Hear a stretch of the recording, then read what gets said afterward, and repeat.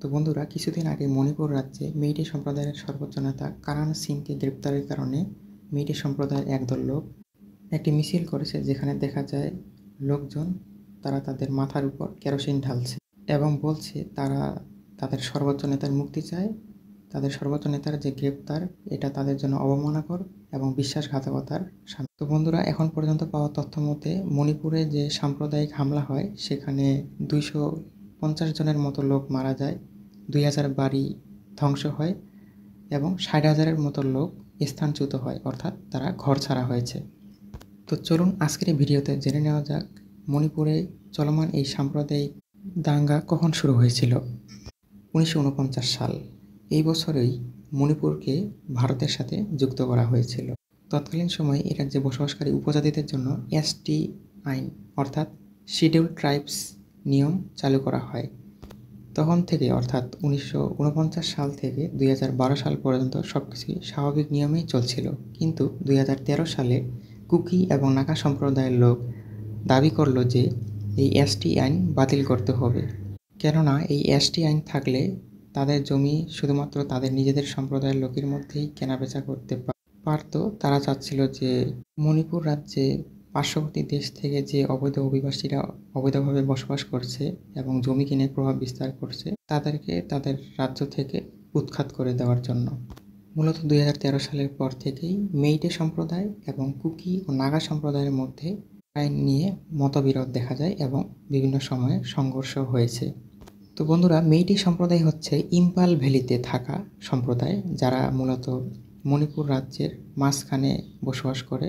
আর অন্যদিকে কুকি এবং নাগা সম্প্রদায় হলো খ্রিস্টান ধর্মাবলম্বী। তারা মূলত হিল ডিস্ট্রিক্ট অর্থাৎ পাহাড়ি যে জেলাগুলো রয়েছে সেখানে তারা বসবাস করে।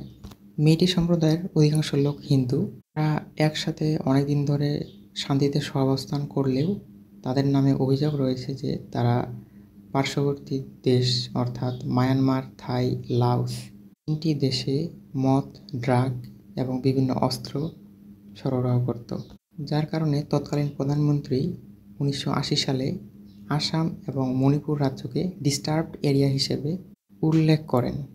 তখন থেকেই বন্ধুরা মূলত মণিপুর রাজ্যে সেনাবাহিনী নিয়োগ করা হয়, যাতে করে মণিপুর রাজ্যের শান্তি শৃঙ্খলা বজায় থাকে।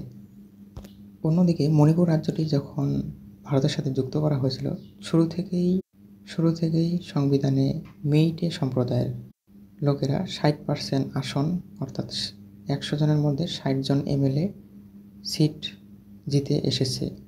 অন্যদিকে কুকি এবং নাগা সম্প্রদায়ের লোকেরা মাত্র 10% আসন জিতে এসেছিল। কিন্তু বর্তমানে দেখা যায় যে একটি জরিপে কুকি এবং নাগা সম্প্রদায় এবং অন্যদিকে মেইটে সম্প্রদায়ের জনসংখ্যা প্রায় সমান হয়ে এসেছে, যার কারণে কুকি এবং নাগা সম্প্রদায় তারা এসটি আইনটি বাতিল চায়, যেটার কারণে মেইটে সম্প্রদায় বেশি সুবিধা পেত।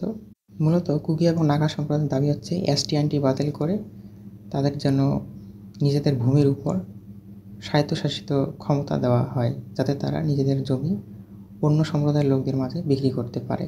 বিভিন্ন সময় সংঘটিত সংঘর্ষগুলোর মধ্যে সবচেয়ে বড় হচ্ছে 90 জন কুকি মারা যায় নাগা সম্প্রদায়ের সাথে সংঘর্ষ করে এবং এতে 350 গ্রাম ক্ষতিগ্রস্ত হয়, যার ফলে পরবর্তীতে ভারত সরকার 2023 সালের 10ই মার্চ SOO অপারেশন অর্থাৎ সাসপেনশন অফ অপারেশন পরিচালনা করে, যাতে করে রাজ্যটিতে শান্তি ও শৃঙ্খলা বিরাজ করে।